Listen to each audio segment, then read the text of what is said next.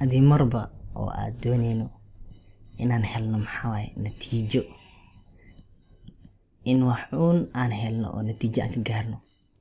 waxaas oo keliya hal shay loo baahan yahay waxaas si loo helo natiijada aad doonayso oo mise waxa aad rabto mise waxa anaga rabno mar walba si waxaas aan u helno oo natiijadaas aan helno oo wixii aad doonaynay aan hor imaadaan waxa sabab karta biskiliya oo loo baahan yahay biskiliya hal shay waaye shaygaas wax kale ma aha sabab waa inaan la imaano oo keliya bis sababta waxaasna u imaan lahayn haddii aan la imaano sababta oo wixii aan doonayna sababta inagu imaan lahayn aan sameyno kadib wixii aan rabno helena period waa halaas oo keliya wax martaa waxaas sa u hesho waxaas waxa laga rabaa biskiliya natiijadina la imaado hadda hadii waxay kugu dhacaan wax walba maanay kugu dhacaanba ayagana sabab way leeyihiin saas la mid wax markaa doonaysane ayagana wuxuu u baahan yahay marka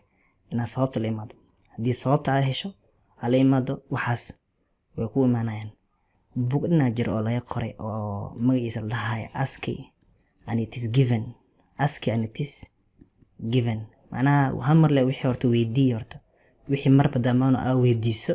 waxaas waa lagu hor keenaa laakiin wax haddii adiga waran aad dhihin aadan weydiinin oo sababtii aan la imaanin